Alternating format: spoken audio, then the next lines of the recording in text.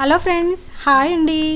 ఈరోజు మన recipe egg masala curry ఎలా తయారు చేసుకోవాలో చూసేద్దాం. చపాతీలకైనా అన్నంలకైనా చాలా అంటే చాలా బాగుంటుంది ఈ కర్రీ. ఎప్పుడు ఒకేలాగా కాకుండా ఈసారికి డిఫరెంట్గా ట్రై చేశాను. చూస్తేనే నోరు ఊరిపోతుంది కదా. ఇప్పుడు ప్రాసెస్లోకి చకచక వెళ్ళిపోదాం.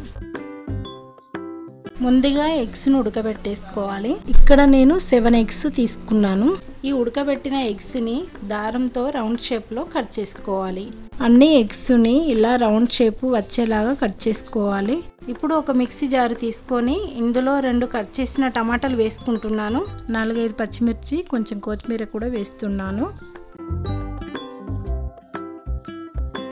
ఇప్పుడు మెత్తని పేస్ట్ లాగా గ్రైండ్ చేసుకోవాలి. ఇలా మెత్తగా గ్రైండ్ చేసుకోవాలి. స్టవ్ మీదకి ఒక ప్యాన్ తీసుకొని ఇప్పుడు ఇందులో 2 పావుల నూనె పోసుకుంటున్నాను. ఇప్పుడు ఆయిల్ వేడెక్కిన తర్వాత కొంచెం జీలకర్ర, కొంచెం ఆవాలు వేసుకొని ఇవి గోలిన తర్వాత 2 సన్నగా కట్ చేసుకున్న ఉల్లిపాయలు కూడా వేసుకుంటున్నాను. 1 స్పూన్ అల్లం వెల్లుల్లి పేస్ట్ వేసుకోవాలి. ఇప్పుడు ఒకసారి కలిపేసుకొని 1 స్పూన్ పసుపు కూడా వేసుకుంటున్నాను.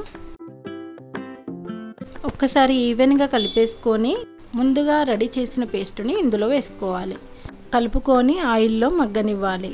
ఇలా దగ్గర పడ్డ తర్వాత 1 స్పూన్ కారపొడి, 1 స్పూన్ సాల్ట్, 1 చిన్న కప్పు పెరుగు వేసుకొని ఈవెన్గా కలిపేసుకోవాలి. గ్రేవీ నుండి ఆయిల్ సపరేట్ అయ్యే వరకు మంట సిమ్లో పెట్టేసుకొని వదిలేయాలి. ఆయిల్ మీదికి వచ్చిన తర్వాత 1 స్పూన్ ధనియాల పొడి, 1 స్పూన్ గరం మసాలా, 1 స్పూన్ జీలకర్ర పొడి వేసుకొని కలిపేసుకోవాలి. ముందుగా రౌండ్ షేప్లో కట్ చేసుకున్న ఎగ్స్ని ఇప్పుడు ప్యాన్లోకి వేసుకోవాలి.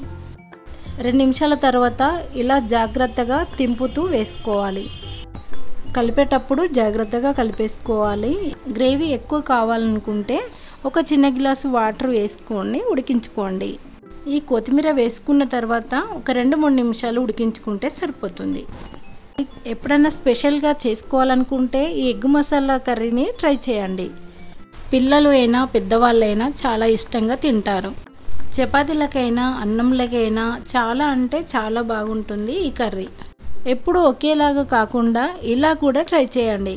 ఈ వీడియో కనుక మీకు నచ్చినట్టయితే లైక్ చేయండి, షేర్ చేయండి, సబ్స్క్రైబ్ చేయడం మర్చిపోకండి.